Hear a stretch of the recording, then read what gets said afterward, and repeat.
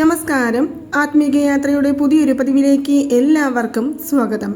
നാളെ അക്ഷയ തൃതീയ ദിവസം. ഈ ദിവസത്തിൽ ചെയ്യുന്ന എല്ലാ കാര്യങ്ങളും വിജയത്തിൽ എത്തിച്ചേരുമെന്ന് നമുക്കെല്ലാവർക്കും അറിയാം. നാളെ ചിലർ സ്വർണങ്ങൾ വാങ്ങിക്കുവാനോ അല്ലെങ്കിൽ വെള്ളി വാങ്ങിക്കുവാനോ അല്ലെങ്കിൽ പുതിയ ഏതെങ്കിലും ഒരു തൊഴിൽ തുടങ്ങുവാനോ അല്ലെങ്കിൽ പുതിയ സംരംഭങ്ങൾക്ക് തുടക്കം കുറിക്കുവാനോ അതല്ല വേറെ ഏതെങ്കിലും നല്ല കാര്യങ്ങൾ തുടങ്ങുവാനോ ആഗ്രഹിച്ചിട്ടുണ്ടെങ്കിൽ നാളെ മുഴുവനായും അക്ഷയ തൃതീയ ഉള്ളതിനാൽ തന്നെ ഏതു സമയത്താണ് സ്വർണങ്ങൾ വാങ്ങിക്കുകയോ അല്ലെങ്കിൽ വെള്ളി വാങ്ങിക്കുകയോ അല്ലെങ്കിൽ വീട്ടിലെ പൂജാമുറികളിൽ പൂജകൾ ചെയ്യുകയോ ചെയ്യേണ്ടത് എന്ന് പലർക്കും സംശയമുണ്ടാകും. മാത്രമല്ല ഇന്നത്തെ ഈ വീഡിയോയിലൂടെ നമ്മൾ കാണുവാൻ പോകുന്നത് അക്ഷയ തൃതീയ ദിവസത്തിൽ നമ്മൾ ഏതു സാധനമാണ് വാങ്ങിക്കേണ്ടത്, എന്ത് വഴിപാടാണ് ചെയ്യേണ്ടത്, ഏതു സമയത്താണ് നമ്മൾ പുതിയ കാര്യങ്ങൾ തുടങ്ങേണ്ടത് എന്നതിനെക്കുറിച്ചുള്ള ഒരു മുഴുവനായിട്ടുള്ള വീഡിയോ ആണ്. നിങ്ങൾ ഈ വീഡിയോ മുഴുവനായിട്ട് കാണുവാനായിട്ട് ശ്രമിക്കുക. കാരണം നാളെ വരുന്ന അക്ഷയ തൃതീയയ്ക്ക് ഒരുപാട് പ്രത്യേകതകളാണ് ഉള്ളത്. സാധാരണ എല്ലാ വർഷവും അക്ഷയ തൃതീയ വരാറുണ്ട്. പക്ഷേ ബുധനാഴ്ചയോടുകൂടിയും രോഹിണി നക്ഷത്രത്തോടുകൂടിയും വരുന്ന അക്ഷയ തൃതീയയ്ക്ക് ഏറെ പ്രാധാന്യമാണ് ഉള്ളത്. അക്ഷയ തൃതീയ എന്ന് പറയുമ്പോൾ പലർക്കും എന്താണ് അതിൻ്റെ പ്രത്യേകത എന്നറിയില്ല. പുരാണങ്ങൾ അനുസരിച്ച് ദാനങ്ങൾക്ക് ഏറ്റവും പ്രാധാന്യം നൽകുന്ന ഒരു ദിവസമാണ് അക്ഷയ തൃതീയ എന്ന് പറയുന്നത്. തൻ്റെ മുന്നിൽ നിൽക്കുന്ന അതിദരിദ്രയായ ഒരു സ്ത്രീയുടെ ദാരിദ്ര്യങ്ങൾ മാറുവാനായി ആദി ശങ്കരാചാര്യർ കനകധാര സ്തോത്രം ചൊല്ലിയ ദിവസമാണ് നമ്മുടെ അക്ഷയ തൃതീയ ദിവസം എന്ന് പറയുന്നത്. അതിൽ നിങ്ങൾ ഒരു കാര്യം ശ്രദ്ധിക്കേണ്ടതുണ്ട്. ശങ്കരാചാര്യർക്ക് ആ ബ്രാഹ്മണ സ്ത്രീയുടെ ദാരിദ്ര്യം എങ്ങനെ മനസ്സിലാക്കുവാൻ സാധിച്ചു എന്നാൽ, പണ്ട് ബ്രാഹ്മണന്മാർ ഭക്ഷണം കഴിക്കുവാനായി ഓരോ വീടുകൾ തോറും കയറി ഇറങ്ങുമ്പോൾ ഭിക്ഷാം ദേഹി എന്നുള്ള ആ ഒരു പേര് ചൊല്ലിയിരുന്നു. അങ്ങനെ ഈ സ്ത്രീയുടെ വീടിന് മുൻവശത്തും പോയി നിന്ന് ആദി ശങ്കരാചാര്യർ ഭിക്ഷാം ദേഹി എന്ന് പറയുന്ന സമയത്ത് താൻ കഴിക്കുവാൻ വെച്ചിരിക്കുന്ന ഒരു ഉണങ്ങിയ നെല്ലിക്ക മാത്രമേ ഉണ്ടായിരുന്നുള്ളൂ ആ വീട്ടിലുള്ള സ്ത്രീയുടെ കയ്യിൽ. പക്ഷേ അതൊന്നും കണക്കാക്കാതെ നമ്മുടെ വീടിന് മുൻവശത്ത് ഭിക്ഷാം ദേഹി എന്ന് പറഞ്ഞ് ഒരു ബ്രാഹ്മണൻ വന്ന് നിൽക്കുന്നുണ്ടല്ലോ എന്നോർത്ത് തൻ്റെ കയ്യിൽ കഴിക്കുവാൻ വെച്ചിരിക്കുന്ന ആ ഒരു ഉണങ്ങിയ നെല്ലിക്കയാണ് ആ സ്ത്രീ ആദി ശങ്കരാചാര്യർക്ക് ദാനമായി നൽകിയിരിക്കുന്നത്. ഇവിടെ നമുക്ക് മനസ്സിലാക്കാം ദാനത്തിന് എത്രമാത്രം മഹത്വമാണ് ഉള്ളത് എന്ന്.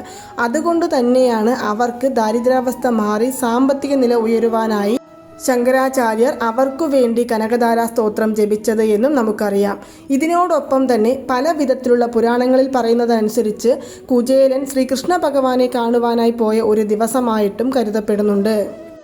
മാത്രമല്ല നമ്മുടെ വെങ്കിടാചലപതി ഭഗവാന്റെ നെഞ്ചിൽ മഹാലക്ഷ്മി ദേവി വാസം ചെയ്യുവാനായിട്ട് ആ ഒരു അനുഗ്രഹം കൊടുത്ത ഒരു ദിവസവും ഈ ദിവസം തന്നെയാണ്.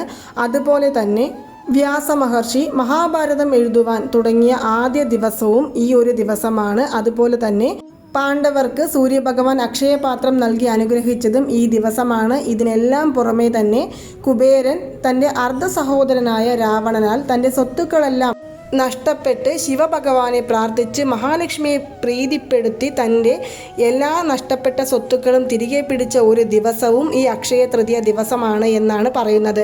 അതിനാൽ തന്നെ അനേകായിരം ഫലങ്ങളാണ് ഈ ഒരു ദിവസത്തിനുള്ളത്. ഈ ദിവസത്തിൽ നിങ്ങളെക്കൊണ്ട് സ്വർണങ്ങൾ വാങ്ങിക്കുവാനോ അല്ല വെള്ളി വാങ്ങിക്കുവാനോ അല്ലെങ്കിൽ പുതിയ വസ്ത്രങ്ങൾ വാങ്ങിക്കുവാനോ സാധിച്ചില്ല എങ്കിലും സാരമില്ല. നാളെ നമ്മുടെ വീട്ടിലേക്ക് വാങ്ങിക്കൊണ്ടുവരേണ്ട പ്രധാനപ്പെട്ട സാധനങ്ങളിൽ ഒന്ന് എന്ന് പറയുന്നത് നമുക്ക് കല്ലുപ്പ് തന്നെയാണ്. ഈ കല്ലുപ്പിനോളം ശക്തി മഹാലക്ഷ്മി ദേവിയുടെ ആധിക്യം നിറഞ്ഞ ഒരു വസ്തു വേറെ ഏതും ഇല്ല എന്നാണ് പറയുന്നത്. അതായത് നമുക്കെല്ലാവർക്കും അറിയാം പച്ചക്കർപ്പൂരം, ഏലയ്ക്ക, ഗ്രാമ്പു എന്നിവയ്ക്കെല്ലാം മഹാലക്ഷ്മി ദേവിയുടെ അനുഗ്രഹം നിറഞ്ഞ ഒന്നാണ്. എങ്കിലും വളരെ വില കുറഞ്ഞതും വളരെ അധികം തന്നെ മഹാലക്ഷ്മി ദേവിയുടെ അനുഗ്രഹം നിറഞ്ഞ ഒന്നും കൂടിയാണ് ഈ കല്ലുപ്പ് എന്ന് പറയുന്നത്. അതിനാൽ നിങ്ങൾ നാളെ മറക്കാതെ ഒരു കവർ കല്ലുപ്പ് വാങ്ങി നമ്മുടെ പൂജാമുറിയിൽ സൂക്ഷിക്കുക. പൂജാമുറിയിൽ നാളെ സൂക്ഷിച്ച് നമ്മുടെ പൂജകളെല്ലാം ചെയ്തു കഴിഞ്ഞതിനു ശേഷം നമുക്ക് ഒരാഴ്ച കഴിഞ്ഞിട്ട് നമുക്കതെടുത്ത് നമ്മുടെ അടുക്കളയിലേക്ക് കൊണ്ടുവന്ന് വെക്കാവുന്നതാണ്. പോസിറ്റീവ് എനർജി ആഗിരണം ചെയ്യുവാൻ സാധിക്കുന്ന ഒന്നാണ് ഈ കല്ലുപ്പ്. അതുപോലെ തന്നെ നെഗറ്റീവ് എനർജി ഇല്ലായ്മ ചെയ്യുവാൻ സാധിക്കുന്ന ഒന്നാണ് ഈ കല്ലുപ്പ്. സാമ്പത്തിക ബുദ്ധിമുട്ടുകളെ മാറ്റിയെടുക്കുവാൻ സാധിക്കുന്നതും ദൃഷ്ടി ദോഷങ്ങളെ ഇല്ലാതാക്കാൻ സാധിക്കുന്നതുമായ അനേകം ഫലങ്ങൾ കൊണ്ട ഒന്നാണ് ഈ കല്ലുപ്പ് എന്ന് പറയുന്നത്. അങ്ങനെ നിങ്ങൾ കല്ലുപ്പ് വാങ്ങിക്കാവുന്നതാണ്. ഇനി ചിലർ പറയും, മാഡം ഞങ്ങൾക്ക് നാളെ സ്വർണം വാങ്ങിക്കണം അല്ലെങ്കിൽ വെള്ളി വാങ്ങിക്കണം. ഞങ്ങൾ ഏതു സമയത്താണ് വാങ്ങിക്കേണ്ടത് എന്ന്. അതിന് ഞാൻ ഏറ്റവും ഉത്തമമായ ഒരു സമയം ഇവിടെ കൊടുക്കാം. അതായത് നാളെ ബുധനാഴ്ച. നമ്മുടെ പൂർവികർ പറയുന്നത് കേട്ടിട്ടുണ്ടാകും, പൊൻ കിടച്ചാലും ബുധൻ കിട്ടില്ല എന്ന്. അതായത് തമിഴിലാണ് ഈ വാക്ക് വരുന്നത്. ബുധനാഴ്ചയ്ക്ക് അത്രയേറെ പ്രാധാന്യമാണ് ഉള്ളത്. അതിനാൽ തന്നെ നിങ്ങൾക്ക് നാളെ ബുധൻ ഹോര സമയം എന്ന് പറയുന്നത് രാവിലെ 6 to 7, ഉച്ച സമയം 1 to 2, രാത്രിയിൽ 8 to 9. ഈ വൈകുന്നേരമാകുമ്പോഴേക്കും തൃതീയ തിഥി അവസാനിച്ചിട്ടുണ്ടാകും. മാത്രമല്ല രാവിലെ സമയങ്ങളിൽ കടകൾ തുറക്കുകയുമില്ല. അപ്പോൾ നമുക്ക് വന്നിരിക്കുന്ന ഏറ്റവും അനുയോജ്യമായ സമയം എന്ന് പറയുന്നത് ഉച്ച സമയം 1 മണി മുതൽക്ക് 2 മണി വരെയുള്ള ബുധൻ ഹോര സമയത്താണ്. ഈ 1 മണിക്കൂറിനുള്ളിലും നമുക്ക് ഏറ്റവും പ്രധാനപ്പെട്ട സമയമായി കണക്കിലാക്കുന്നത് 1:15 മുതൽ 1:30 വരെയുള്ള സമയമാണ്. ചിലർ ഇപ്പോൾ തന്നെ ചോദിക്കും, മാഡം രാഹുകാല സമയമല്ലേ 12 മുതൽ 1:30 വരെയുള്ള സമയം, ഈ സമയത്ത് എന്തെങ്കിലും നല്ല കാര്യങ്ങൾ ചെയ്യാമോ എന്ന് കറക്റ്റായിട്ടുള്ള ചോദ്യമാണ് ചോദിച്ചിരിക്കുന്നത്.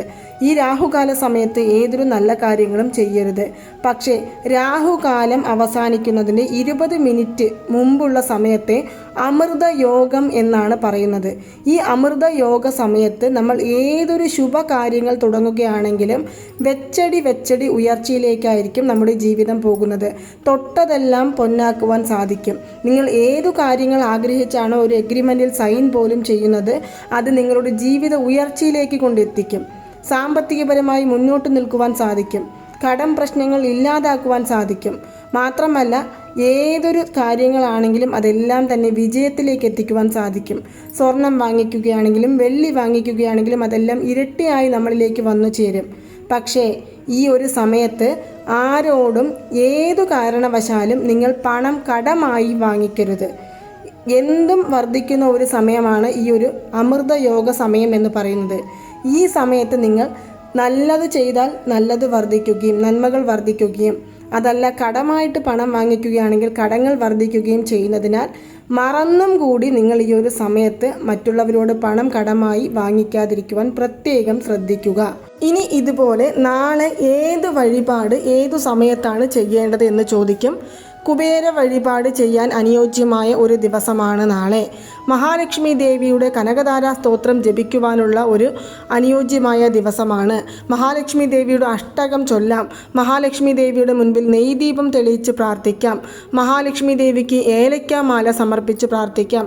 വെങ്കടാചലപതി ഭഗവാന്റെ മുൻപിൽ നെയ്ദീപം തെളിയിച്ച് പ്രാർത്ഥിക്കാം. അതുപോലെ തന്നെ വിഷ്ണു സഹസ്രനാമം ചൊല്ലാം. എന്നിങ്ങനെ ഒരുപാട് വഴിപാടുകളും പൂജകളും നാളെ ചെയ്യാവുന്നതാണ്. ഇങ്ങനെ വഴിപാടുകളും പൂജകളും ചെയ്യുന്നതിനോടൊപ്പം തന്നെ നിങ്ങൾ ഒരു കാര്യം കൂടി ചെയ്യുക. കഴിവതും നമ്മുടെ കയ്യിൽ ഉള്ള പണം ചിലവാക്കാതിരിക്കാൻ പ്രത്യേകം ശ്രദ്ധിക്കുക. നാളെ നിങ്ങൾ ചിലവാക്കി തുടങ്ങിയാൽ എല്ലാ ദിവസങ്ങളിലും ചിലവുകൾ വർദ്ധിക്കുമെന്ന കാരണത്താലാണ് ഞാൻ നിങ്ങളോട് നാളെ കഴിവതും, അതായത് സാഹചര്യം കൊണ്ട് നമുക്ക് ചിലവാക്കേണ്ടി വരുന്നു എന്നത് വേറെ വിഷയം, അല്ലാതെ നമുക്ക് അനാവശ്യമായിട്ടുള്ള ചിലവുകൾ നാളെ ഒഴിവാക്കുക. മാത്രമല്ല നാളെ നിങ്ങളുടെ കയ്യിൽ ഒരു ATM രാവിലെ ഒരു 5-6 മണിക്ക് ATM പോയി നമ്മുടെ കയ്യിൽ എത്ര രൂപ ATM ഉണ്ടോ അത്രയും തുക പിൻവലിക്കുക. അല്ലെങ്കിൽ നിങ്ങളൊരു 1000 രൂപയെങ്കിലും പിൻവലിച്ച് നേരെ നമ്മുടെ പൂജാമുറിയിലേക്ക് വന്ന് ഒരു മൺപാത്രം അല്ലെങ്കിൽ ഒരു കലശച്ചൊമ്പ് ഇതെടുത്ത് അതിനകത്തേക്ക് ഒരു പച്ച നിറത്തിലുള്ള തുണിയോ ചുവപ്പ് നിറത്തിലുള്ള തുണിയോ അല്ലെങ്കിൽ മഞ്ഞൾ നിറത്തിലുള്ള പട്ടു തുണിയോ വെച്ച് അതിനകത്തേക്ക് 2 ഏലക്ക, 2 ഗ്രാമ്പു, അതുപോലെ തന്നെ പച്ചക്കർപ്പൂരം ഇവ ഇട്ട് വയ്ക്കുക. അതിനുശേഷം അതിനകത്തേക്ക് നമ്മൾ കൊണ്ടുവന്നിരിക്കുന്ന ഈ പണവും വെച്ച് ഒരു അക്ഷയ പാത്രം എന്ന രീതിയിൽ നമ്മുടെ മഹാലക്ഷ്മി ദേവിയുടെ മുന്നിലേക്ക് വെച്ച് പ്രാർത്ഥിക്കാവുന്നതാണ്. ചെറിയ വളരെ എളിയ പരിഹാരമാണ് ഞാനിപ്പോൾ പറയുന്നത്. വലിയ ചിലവുകളൊന്നുമില്ല. നമ്മുടെ കയ്യിലുള്ള പണത്തെ തന്നെയാണ് നമ്മൾ ഇവിടെ വെക്കുന്നത്. അങ്ങനെ വെച്ച് നമ്മൾ പ്രാർത്ഥിച്ച് വീണ്ടും ആ പാത്രം അവിടെ തന്നെ ഇരുന്നോട്ടെ. ദിവസവും പൂജാമുറിയിൽ തന്നെ ഇരുന്നോട്ടെ. നിത്യവും നിങ്ങൾക്ക് കിട്ടുന്ന പണം അതിലേക്ക് കൊണ്ടുവയ്ക്കാനായിട്ട് ശ്രമിക്കുക. ഇത് മാറ്റേണ്ട യാതൊരുവിധ ആവശ്യവുമില്ല. അതുപോലെ തന്നെ നിങ്ങൾക്ക് എന്തെങ്കിലും ചിലവുകൾ ഉണ്ടെങ്കിൽ നിങ്ങൾ അതിൽ നിന്ന് എടുക്കുവാനായിട്ടും ശ്രമിക്കാം. അങ്ങനെ നിത്യവും നിങ്ങൾ വയ്ക്കുന്നതും എടുക്കുന്നതും ഒരു അക്ഷയപാത്രം എങ്ങനെ നിറഞ്ഞു വരുന്നുവോ അതുപോലെ തന്നെ നമ്മുടെ സാമ്പത്തിക ബുദ്ധിമുട്ടുകൾ മാറി നമ്മളിലേക്ക് പണം വർദ്ധിച്ചു വരുമെന്നാണ് പറയുന്നത്. അതുകൊണ്ട് നിങ്ങൾ നാളെ ഈ ഒരു കാര്യം തുടങ്ങുക. അടുത്ത വർഷമാകുമ്പോഴേക്കും നിങ്ങൾ തന്നെ പറയും, മാഡം നല്ല ഒരു ഫലം കിട്ടിയ ഒരു വഴിപാടാണ് അല്ലെങ്കിൽ ഒരു താന്ത്രികമാണ് ഞാനിവിടെ പറഞ്ഞ ഈ അക്ഷയപാത്ര വഴിപാട് എന്നുള്ളത്. അപ്പോൾ നിങ്ങൾ ചെയ്തു നോക്കൂ, തീർച്ചയായും ഫലം കിട്ടും. വിശ്വാസത്തോടു കൂടി നിങ്ങൾ ചെയ്യുന്ന ഏതൊരു കാര്യങ്ങൾക്കും നമ്മൾ വിശ്വസിക്കുന്ന ദൈവം നമുക്ക് അതിനുള്ള ഫലം തന്ന് അനുഗ്രഹിക്കുന്നതായിരിക്കും. അതുപോലെ തന്നെ നാളെ പല്ലിയെ കണ്ടാൽ എന്താണ് ഫലം എന്നുള്ളത് ഒരു വീഡിയോ കൂടി ഞാൻ അടുത്തതായിട്ട് ഇടുന്നുണ്ട്. നിങ്ങൾ മറക്കാതെ അത് കാണുക. കാരണം ഒരുപാട് പ്രയോജനം തരുന്നതും പെട്ടെന്ന് നമ്മുടെ ജീവിതത്തിൽ നമുക്ക് സാമ്പത്തിക ഉയർച്ചയിലേക്ക് എത്തുവാൻ സഹായിക്കുന്നതുമായ ഒരു വീഡിയോ ആണ് ഇനി അടുത്ത് വരുന്നത്. മറക്കാതെ നിങ്ങൾ ആ ഒരു വീഡിയോയും കൂടി കാണുവാനായിട്ട് ശ്രമിക്കുക. അപ്പോൾ നിങ്ങൾക്ക് എല്ലാവർക്കും ഈ ഒരു വീഡിയോ ഇഷ്ടമായി കാണുമെന്ന് വിശ്വസിക്കുന്നു. ഈ വീഡിയോ ഇഷ്ടമായാൽ മറ്റുള്ളവരിലേക്കും കൂടി എത്തിക്കുവാനായിട്ട് ശ്രമിക്കുക. നന്ദി, നമസ്കാരം. ഓം നമോ നാരായണ. ഓം നമോ വെങ്കിടേശായ നമഃ.